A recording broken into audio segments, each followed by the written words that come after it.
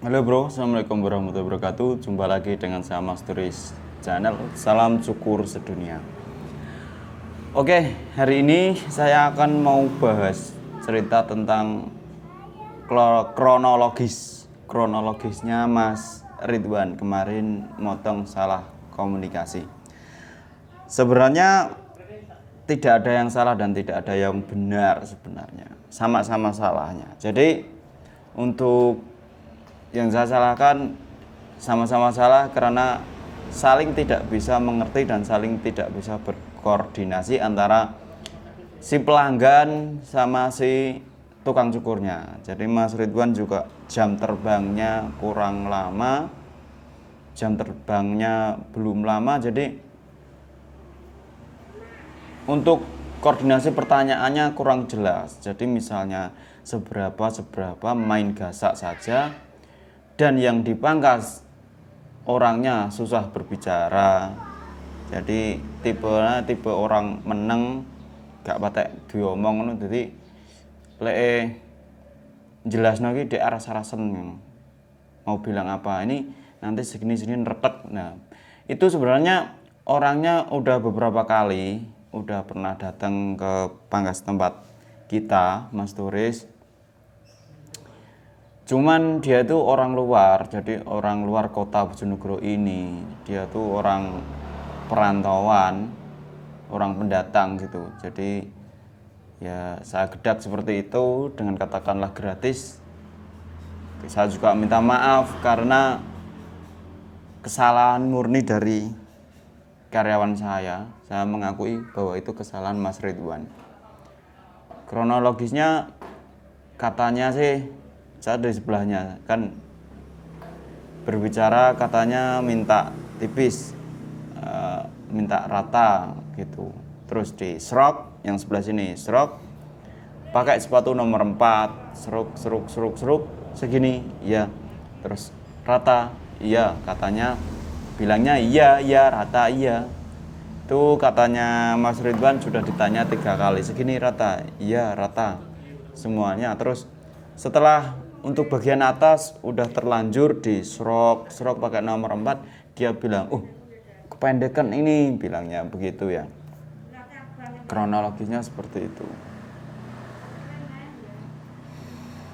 Dan lalu udah biasa ya, nggak gugup, nggak apa, terus nggak ndredeg, biasa wae Mas Ridwan.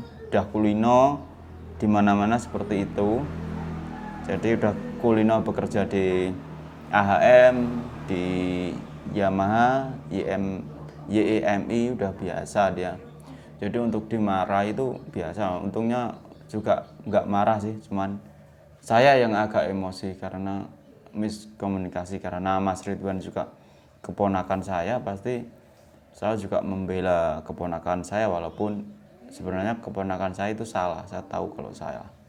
Jadi pertanyaannya kurang jelas Mas Ridwan. Terus customernya kalau menjelaskan juga kurang jelas gitu.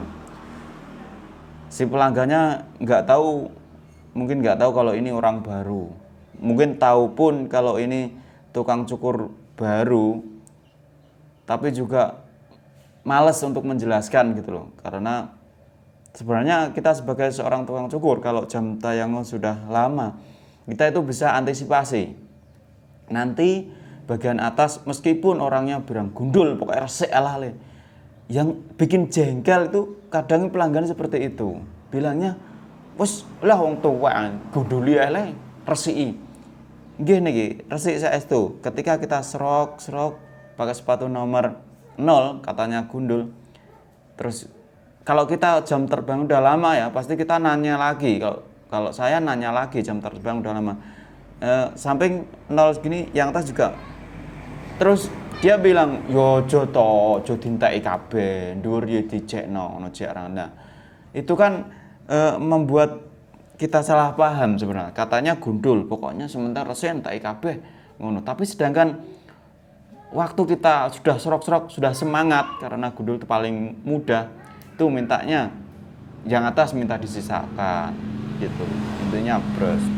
Itu kan intinya di waktu itu kronologisnya menurut saya karena Mas Rid baru 2 bulan, Mas Ridwan baru 2 bulan. Jadi mungkin cara berkomunikasinya masih belum benar. Tetap yang salah itu Mas Ridwan menurut saya. Seharusnya kita sebagai seorang cukur itu memahamkan bagaimana sepatu nomor 0, nomor 1 segini loh, 1 segini loh, 0 segini rata, ya rata. Yang tas sama yang samping seharusnya benar-benar dijelaskan seperti itu. Kalau yang dicukur mengangguk, ya benar. Kalau kelihatan orangnya sudah paham, baru kita eksekusi, benar-benar yakin kalau serak seperti itu. Kalau di video saya sering nggak nanya kepada si customer bagaimana, mau potong apa, seperti apa. Itu customer udah lama, sudah biasanya seperti itu, udah satu yes. Pokoknya potongnya ngono tok, gak tahu malah ngono. Mulane aku motongnya kuwi wis gak tau tak takoki, wis pokoke bar wis ngono. Seperti itu, teman-teman. Makanya cepat, kita udah tahu, kita udah gak bingung. Kalau Ridwan kan masih pemula, jadi terus pelanggannya juga merasa bahwa udah berlangganan di tempat saya udah lama, mungkin dianggapnya udah bisa gitu ya, mungkin seperti itu. Yang bikin repot tuh kadang pelanggan tuh datang dan mintanya pokoknya wong tua diresiki ya, gak usah api-apian. Dan kita sudah antisipasi, kadang samping kita buat tipis, halus, sebagus mungkin, segradasi mungkin.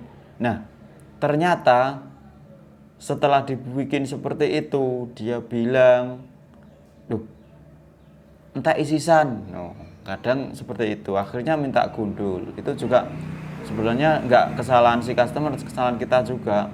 Seharusnya seberapa kita nanya, kita udah mengerjakan seberapa, misalnya sudah mengerjakan 50% atau 30%, kita tanya dulu ke pelanggan mintanya bagaimana.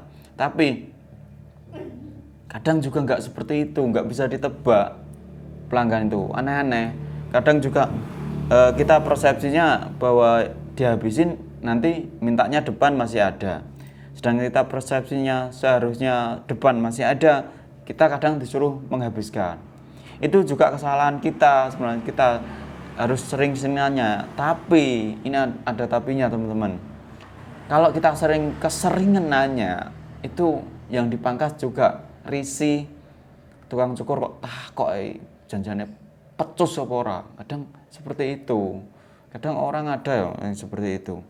Karena di tempat saya juga ada yang minta bersih, bagus, detail, serapi mungkin. Iya, tak bilang toh, sana lo potong di barbershop 50.000, di sini 10.000, kamu nggak usah minta yang aneh-aneh, nggak usah minta fasilitas yang bagus.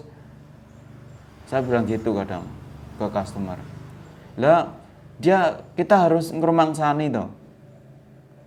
Bagaimana pangkas rambut tuh memang diciptakan untuk kecepatan, kerapian, nggak kedetailan, nggak diciptakan, nggak apa-apa, karena kita cari uang 1 jam 10 kepala, target 10 kepala 100.000 gitu loh bro.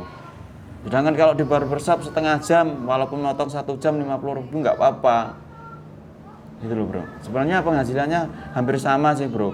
Misal di barbershop 50.000 tapi motongnya 1 jam, ya capek juga berdiri gitu loh bro.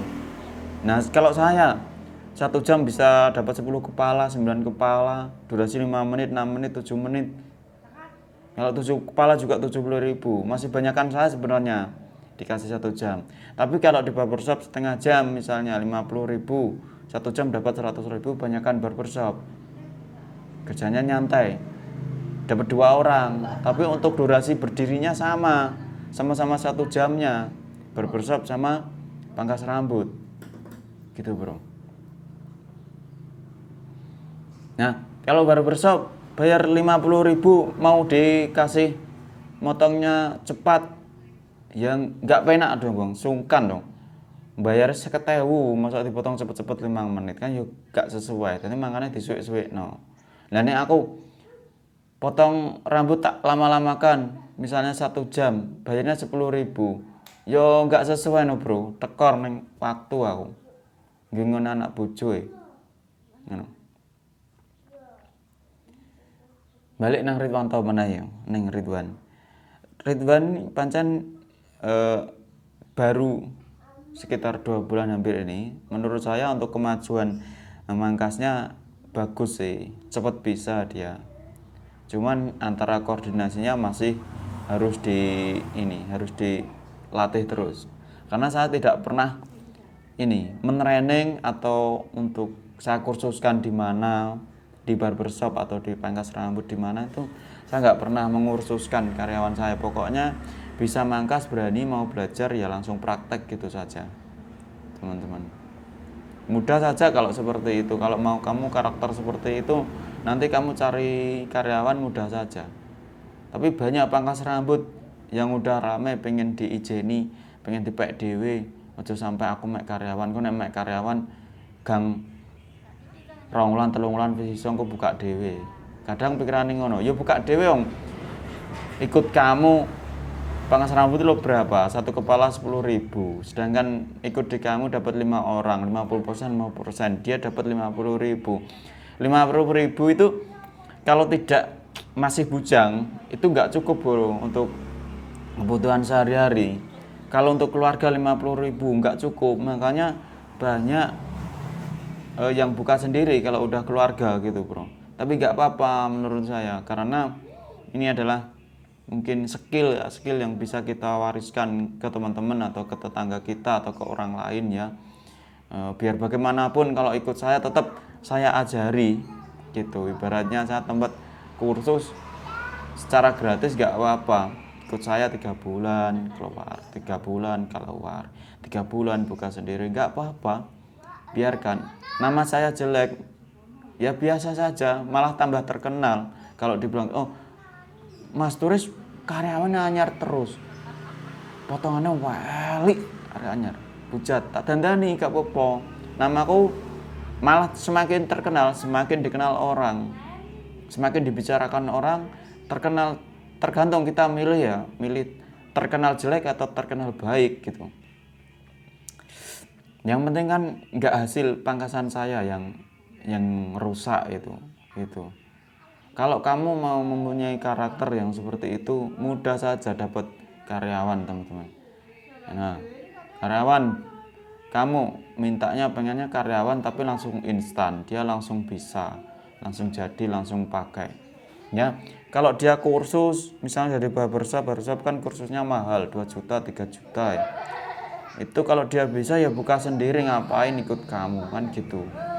Tapi kalau menurut saya, kalau orang cerdas, orang pintar, mending ikut orang. Karena kita jam terbangnya lebih banyak. Sewaktu-waktu kita mau meninggalkan, misalnya ada proyek, ikut proyek, itu kita nggak buang-buang modal gitu bro. Menurut saya seperti itu. Jadi udah dulu bro ya. Kronologisnya Ridwan seperti itu.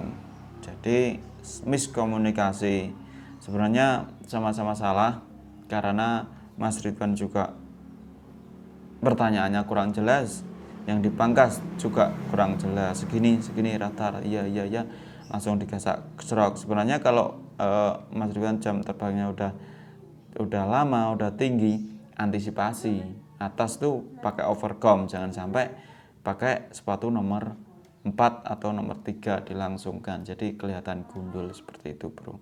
Dan rambutnya gondrong 6 bulan potong sekali, heran saya.